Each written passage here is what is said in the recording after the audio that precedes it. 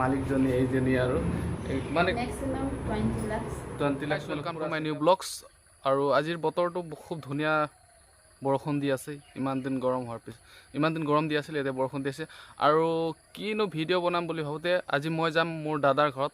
বহুত ডাঙৰ মানে ঘৰ বিল্ডিং বনাই ছেট আপ কৰিছে, কি ছেট আপ কৰিছে আপোনালোকক মই দেখাবলৈ চেষ্টা কৰিম। তো আপোনালোকে তেতিয়ালৈকে ভিডিঅ'টো চাই থাকিব।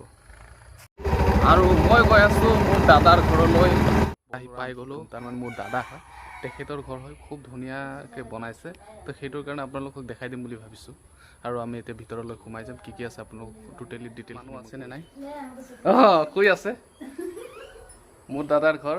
আহি পাই গ'লোঁ আৰু দেখাম কি লগাইছে। মই বহুত দিন অহা নাই আৰু দৰ্জাটো খুলি দিবনে নাই চাওঁচোন। আৰু ভিতৰলৈ সোমাই যাম।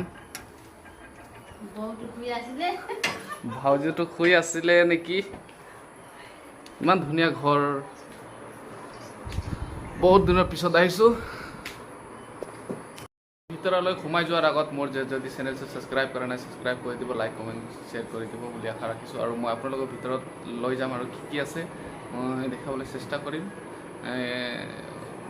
2 লাখ টকাৰ বোলে ঘৰটো মাত্ৰ ছেট আপ কৰিছে আৰু আপোনালোকক দেখাম। ভিতৰতো ভিতৰত আৰু এটা ফ্ল'ৰ বনাই আছে, ৰেডি কৰি আছে, সেইটোকো দেখাম।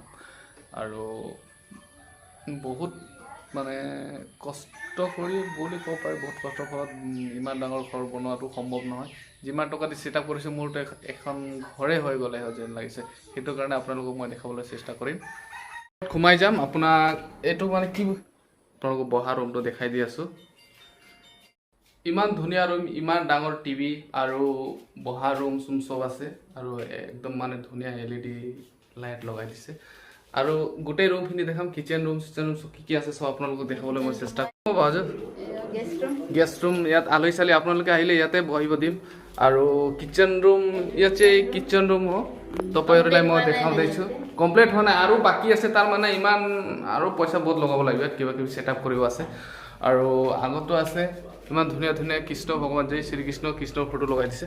আৰু এইটো আছে, ইয়াতে ভাউজৰ ৰুম হয়। ভাউজো দেখাই দিছোঁ, বহুত ধুনীয়া মানে একদম। আৰু আগত আৰু মই ওপৰত গৈ আছোঁ। এইটো আমাৰ ভাইটিৰ মানে এইটোও বনাই আছে, বহুত ডাঙৰ ঘৰ মানে একদম বহুত পইচাৱালা মানুহ এইটো কাৰণে আপোনালোকক গোটেই বাৰাণ্ডা দেখাই দিম। এইটো আপোনাৰ টিভি ৰুমটো অলৰেডি দেখালোঁ, এতিয়া বাৰাণ্ডাটো আপোনালোকক দেখাম মই। গোটেই ধুনীয়া একদম আপোনালোকক দেখাই দি আছোঁ। আৰু মালিকজনী এইজনী আৰু মানে ঘৰটো ছেট আপ কৰোঁতে কিমান কোটি ৰূপে গৈ মানে ছেট আপ কৰোঁতে 2 লাখ Maximum 20 lakhs. 20 লাখ মানে পুৰা ছেট আপ ঘৰ চৰ বনাওঁতে আনি পুৰা মাটিটো আনি মানে গোটেই ঘৰটো ছেট আপ কৰোঁতে 20 লাখ টকা মানে বনাওঁতে। তাৰপিছত কিবা কিবি ৰুম ছেট আপ কৰোঁতে কালাৰ ইমান ধুনীয়া কালাৰ টাইলছ লগোৱা হৈছে। তো আশা কৰোঁ ময়ো বনাব পাৰিম নেকি। দাদা নাথাকে, দাদা চাকৰি কৰে আৰু ভাউজো অকলে থাকে। তো গাইজ